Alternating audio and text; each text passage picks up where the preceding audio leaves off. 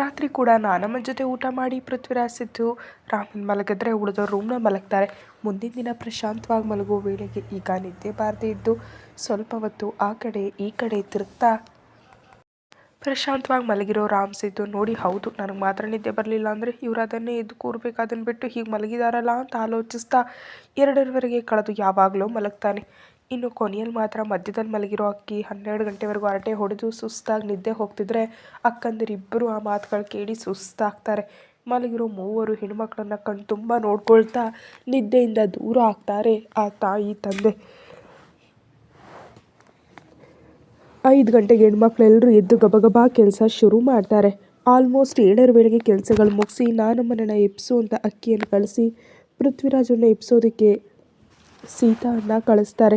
ಮೆಟ್ಟಿಲು ಹತ್ತೋದು ಕೊಟ್ಟಿರೋ ಸೀತಾವನ್ನ ಅದಕ್ಕೆ 1 ನಿಮಿಷ ಅಂತ ತಡಿತಾಳೆ ಯುಕ್ತ. ಏನಮ್ಮ? ಅದು ಅಣ್ಣಂದಿರೆಲ್ಲ ನಾನು ಎಬ್ಬಿಸ್ತೀನಿ, ನೀನು ಹೋಗಿ ರೆಡಿಯಾಗು. ಓ ಅಂತ ದೀರ್ಘವಾಗಿ ಎಳಿತಾ, ಇದಕ್ಕೆ ಅಣ್ಣಂದಿರ ಹೆಸ್ರು ಯಾಕಮ್ಮ, ನಿಮ್ಮ ಯಜಮಾನನ ಎಬ್ಬಿಸ್ಬೇಕಂತ ಹೇಳ್ಬೋದು ತಾನೇ ಅಂತ ಜೋಕ್ ಮಾಡ್ತಿದ್ರೆ ಅದಕ್ಕೆ ನಿನ್ನ ಕೆಲಸ ಮಾವನಿಗೆ ಹೇಳ್ತೀನಿ ಅಂತ ಮುಖ ಗಂಟಿಕೊಳ್ತಾಳೆ.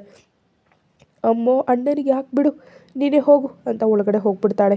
ಚಿಕ್ಕದಾಗಿ ನಗ್ತಾ ಮೇಲಕ್ಕೆ ಹೋಗಿ ಸಿದ್ದು ರಾಮನನ್ನ ಮೆಲ್ಲಗೆ ತಟ್ಟಿ ಎಬ್ಬಿಸ್ತಾರೆ. ಆಕಳಿಸ್ತಾ ಇದ್ದು ಏನೇ ಅನ್ನುತ್ತಾ, ಏನು ಅಂದರೆ ಸೂರ್ಯ ನೋಡಿ ನೆತ್ತಿ ಮೇಲೆ ಬಂದಿದ್ದಾನೆ, ಬೇಗ ಹೋಗಿ ಮುಖ ತೊಳೆದ್ಕೊಂಡು ಬನ್ನಿ, ಮತ್ತೆ ಪ್ರೋಗ್ರಾಮ್ ಸ್ಟಾರ್ಟ್ ಮಾಡಿದ್ರೆಲ್ಲ ಲೇಟ್ ಆಗುತ್ತೆ, ತಿಂಡಿ ಮಾಡಬೇಕು ಅಂತ ಮೆಲ್ಲ ಕಿರ್ಚಿದಾಗ, ಓ ಹೌದಲ್ವ ಮರ್ತೋದೆ, ಇರು ಮಾವನ್ನ ಕೂಡ ಎಬ್ಬಿಸ್ತೀನಿ ಅಂತಾನೆ. ಅಣ್ಣ ಇರು, ಮಾವನ ನಾನು ಎಬ್ಬಿಸ್ತೀನಿ, ನಿಮ್ಮನ್ನು ಅತ್ತಿಗೆಂದರು ಬೇಗ ಬನ್ನಿ ಅಂದರು, ಮುಖ್ಯವಾಗಿ ನಿನ್ನ ಅತ್ತಿಗೆಗೆ ಕುಚ್ಚು ಕಟ್ಟಬೇಕಂತೆ ಹೋಗು ಅಂತ ಮೂತಿ ಮುರಿದಾಗ ಸಿದ್ದುವನ್ನು ನೋಡಿ ಆ ಮಾತಿಗೆ ರಾಮ್ ಕೂಡ ನಗು ತಡ್ಕೊಳ್ತಿದ್ರೆ ತಲೆ ಹಿಡ್ಕೊಂಡು ಇಬ್ಬರನ್ನ ಒಂದು ನೋಟ ನೋಡಿ, ಛಿ ಇದಕ್ಕೆ ಸೀರೆ ಕಟ್ಟೋದು ಬರೋದಿಲ್ಲ, ಆದರೆ ಪಕ್ಕದಲ್ಲಿರೋರಿಗೆ ಮಾತ್ರ ಕಟ್ಟುತ್ತಾ ನನ್ನ ಮಾನ ಎಲ್ಲ ತೆಗೆಯುತ್ತೆ ಅಂತ ಬಾಯಲ್ಲಿ ಗೊಣಗ್ತಾನೆ. ಸರಿ ಯುಕ್ತ, ನೀವು ಕೂಡ ಬೇಗ ಬನ್ನಿ ಅಂತ ರಾಮ ಹೋಗ್ತಿದ್ರೆ, ಇರೋಡ ಅದಕ್ಕೆ ನಿನಗೆ ಕೂಡ ಒಂದು ಮಾತು ಹೇಳೋದಕ್ಕೆ ಹೇಳಿದ್ದಾರೆ ಅಂತ ತಡೀತಾಳೆ.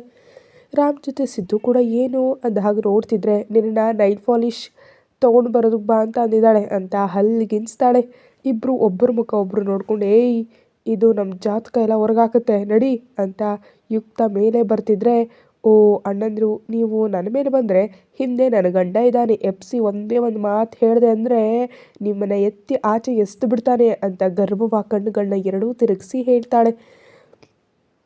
ಯುಕ್ತ ಮಾತಿಗೆ ತನ್ನಲ್ಲಿ ಭಯ ಕಡಿಮೆ ಆಗಿದೆ ಅಂತ ಅರ್ಥ ಆಗಿ, ಹಾಗಾದರೆ ಸರಿ ಕಣೆ, ಅಂಜು ಮದುವೆ ಆದಮೇಲೆ ಒಂದು ಸ್ಪರ್ಧೆ ಇಟ್ಕೊಳ್ಳೋಣ, ಯಾರು ಸ್ಟ್ರಾಂಗ್ ಆಗಿದ್ದಾರೆ ಅಂತ ಗೊತ್ತಾಗುತ್ತೆ, ಓಕೆನಾ? ಹಾಂ ಡಬಲ್ ಓಕೆ. ಪಂದ್ಯ ಹೇಳಮ್ಮ. ಏಯ್ ಸಿದ್ದೋಣ, ನೀನು ಗೆದ್ದೆ ಅಂದರೆ ಅದಕ್ಕೆ ಕುಚ್ಚು ಕಟ್ಟದಂತ ಮಾಡ್ತೀನಿ, ಇನ್ನು ರಾಮಣ್ಣ ನೀನು ಅದಕ್ಕೆ ಮಾಡೋ ವೆರೈಟಿ ಅಡುಗೆಗಳು ನೀನು ಬಾಯಿಗೆ ಹೋಗದಂತ ಮಾಡ್ತೀನಿ, ಮತ್ತು ನನ್ನ ಗಂಡಾಗಿದ್ದರೆ ನೀವೇನು ಮಾಡ್ತೀರಿ? ನಾವು ಕೂಡ ನಿಮ್ಮ ಒಡಲಿನಿಂದ ಮಾವನನ್ನ ಕಾಪಾಡ್ತೀವಿ ಅಂತ ಒಂದೇ ಸಾರಿ ಹೇಳಿ ಕೆಳಗೆ ಓಡಿ ಹೋಗ್ತಾರೆ. ಸಿಕ್ಕಿದ್ರೆ ಖಂಡಿತ ಹೊಡಿತಾಳೆ ಅಂತ.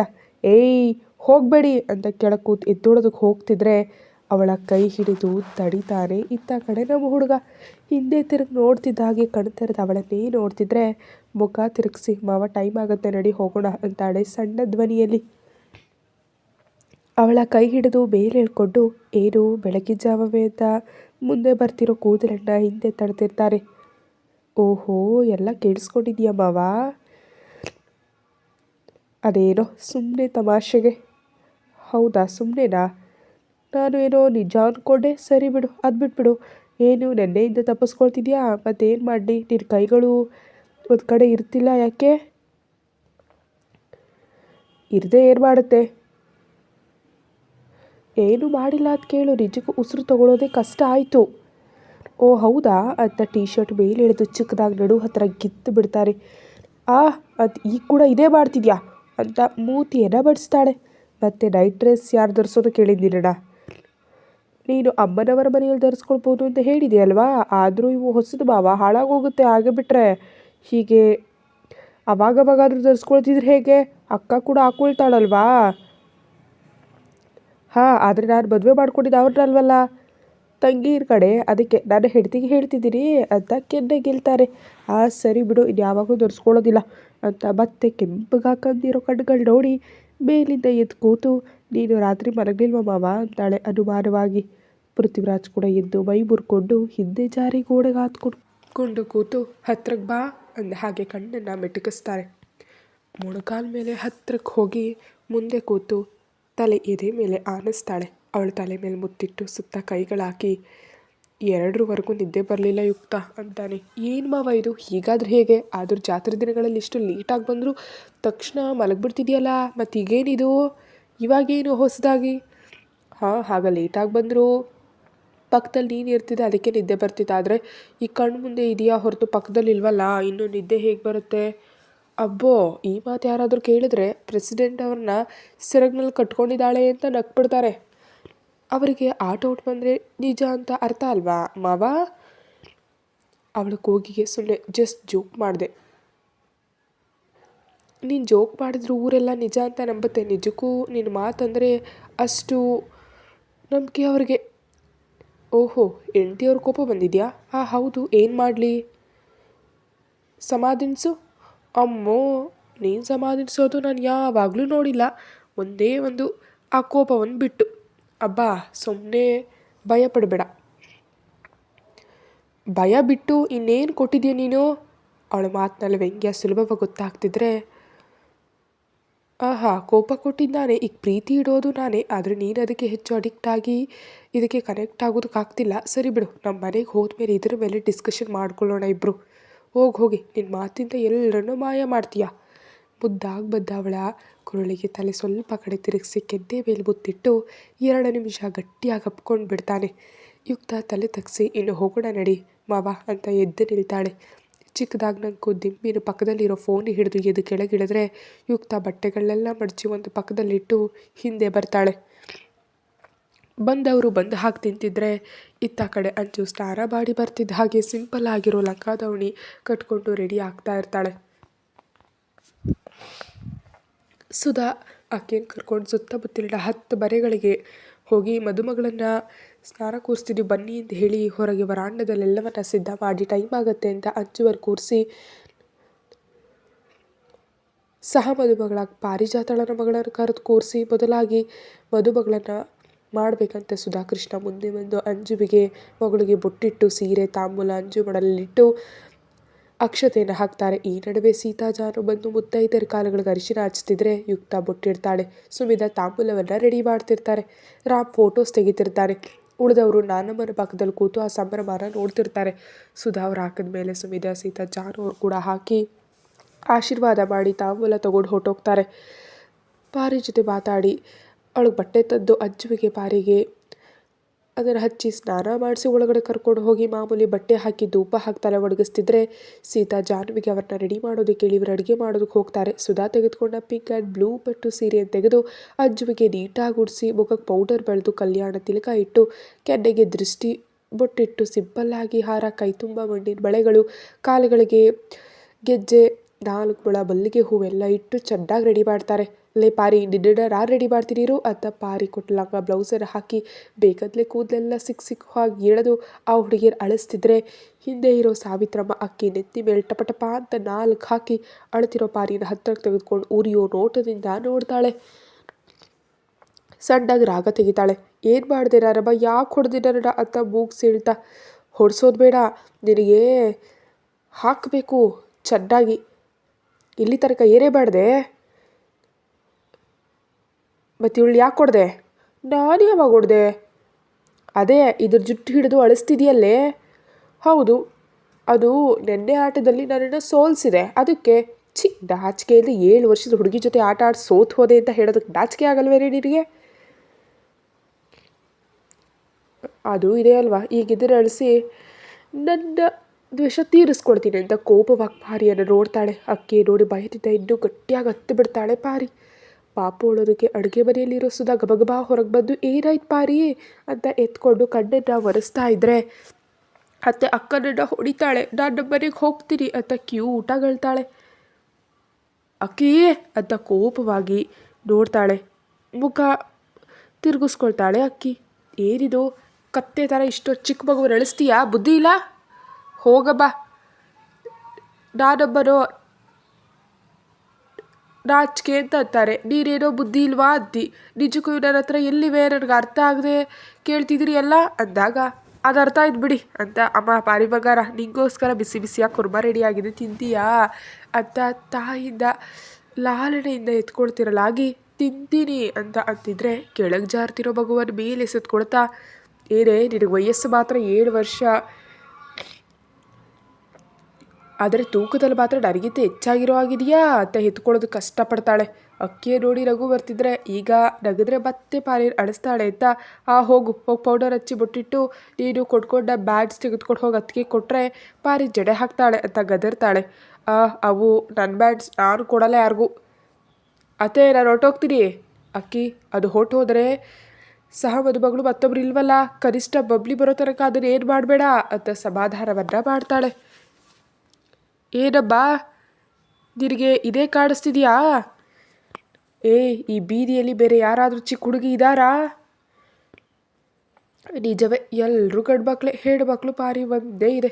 ಅದೇ ನೆನಪಿಗೋದು. ಸರಿ ಬಿಡಿ, ಏನೂ ಅನ್ನಲ್ಲ ಅಂತೆ ಇನ್ನು ಹೊರೋದಕ್ಕಾಗದೆ ಕೆಳಗೆ ಇಳಿಸಿ ರೆಡಿ ಅಂತ ರೂಮ್ ಕರ್ಕೊಂಡು ಹೋಗಿ ರೆಡಿ ಮಾಡ್ತಾಳೆ.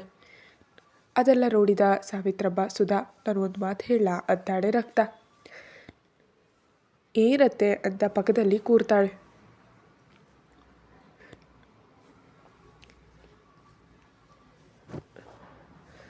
ನಿನಗೆ ಇವರಿಬ್ಬರನ್ನ ಕಳಿಸುವಾಗ ಪಡೋ ಕಷ್ಟಕ್ಕಿಂತ ಇವಳನ್ನು ಕಳಿಸುವಾಗಲೇ ಹೆಚ್ಚು ಕಷ್ಟಪಡಬೇಕಾಗುತ್ತೆ ಅಂತ ಅವರು ಅಂದಾಗ ಸುಧಾ ಮನಸ್ಸು ಕರಗುತ್ತೆ. ಎಷ್ಟೇ ಆದರೂ ಕಿರಿ ಮಗಳಲ್ವಾ, ಎಷ್ಟೇ ತುಂಟಾಟ ಮಾಡಿದ್ರೂ ಹಸನ್ಮುಖಿಯಾಗಿ ಅನಿಸುತ್ತೆ ಹೊರತು ದೊಡ್ಡದಾಗಿ ಕೋಪ ಅಂತೂ ಯಾವತ್ತೂ ಮಾಡಿಲ್ಲ. ಈಗ ಸಾವಿತ್ರಮ್ಮ ಹಾಗನ್ನೋ ಅಷ್ಟರಲ್ಲೇ ತಕ್ಷಣ ಭಯ ಆವರಿಸ್ಕೊಂಡ್ಬಿಡುತ್ತೆ ಆಕೆಗೆ.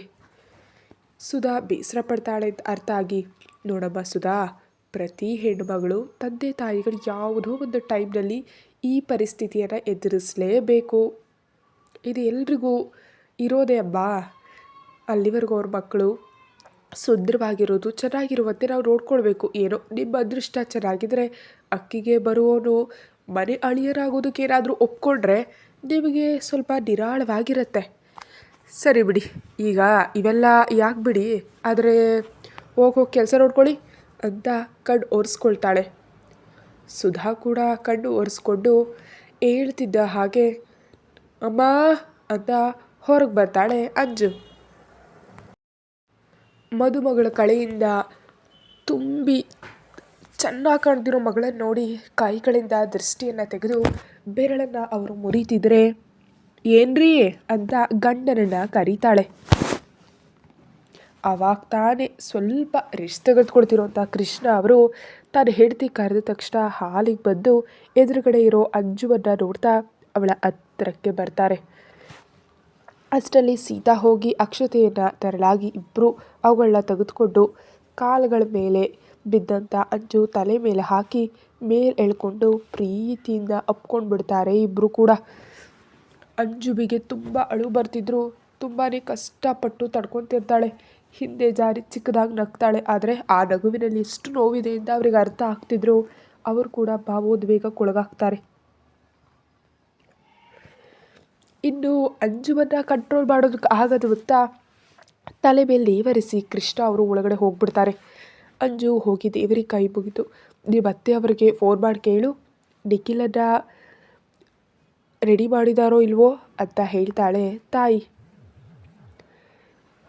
ಸರಿ ಅಮ್ಮ ಅಂತ ಪೂಜೆ ರೂಮಿಗೆ ಬಂದು ದೇವರಿಗೆ ಕೈ ಮುಗಿದು ಕಣ್ಣು ಮುಚ್ಕೊಳ್ತಿದ್ದಂಥ ಹಾಗೆ ಕಣ್ಣಲ್ಲಿ ನೀರು ಕೆನ್ನೆಗಳ ಮೇಲೆ ಜಾರುತ್ತೆ. ಅದನ್ನೆಲ್ಲ ಒರೆಸ್ಕೊಂಡು ನಾರ್ಮಲ್ಲಾಗಿ ಮುಖ ಇಟ್ಕೊಂಡು ಹಾಲಿಗೆ ಬರ್ತಾಳೆ. ಆ ನಂತರ ನಾನಮ್ಮನ ಪಕ್ಕದಲ್ಲಿ ಕೂರ್ತಾಳೆ. ಏನೇ ಅಜ್ಜು, ನಿಮ್ಮ ಅತ್ತೆಯವ್ರಿಗೆ ಫೋನ್ ಮಾಡಿದೀಯಾ ಅಂತಾರೆ ಸಾವಿತ್ರಮ್ಮ. ಮಾಡ್ತೀನಮ್ಮ ಅಂತ ಅಕ್ಕಿ ಅಂತ ಕರಿತಾಳಲ್ಲಿಂದಲೇ. ಏನಕ್ಕ ಅಂತ ಪಾರಿಯನ್ನು ಸೊಂಟದಲ್ಲಿ ಸಿಕ್ಕಿಸ್ಕೊಂಡು ಎಳ್ಕೊಂಡು ಬರ್ತಿರ್ತಾಳೆ ಅಕ್ಕಿ. ಒಂದು ಜಡೆ ಮೇಲಕ್ಕೆ, ಇನ್ನೊಂದು ಜಡೆ ಹಿಂದಕ್ಕೆ ಹಾಕಿ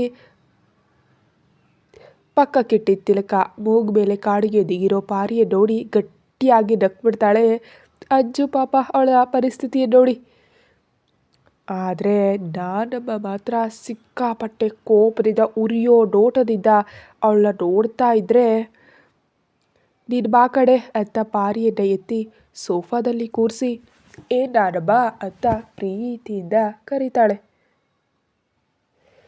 ಅಂಜುವಿಗೆ ಜ್ಯೂಸ್ ತೆಗೆದುಕೊಂಡು ಬಂದು ಯುಕ್ತ ಕೂಡ ಪಾರಿಯನ್ನು ನೋಡಿ ಶಾಕ್ ಆಗಿ ಅಕ್ಕಿ ಅಂತಾಳೆ ಚಿಕ್ಕದಾಗಿ.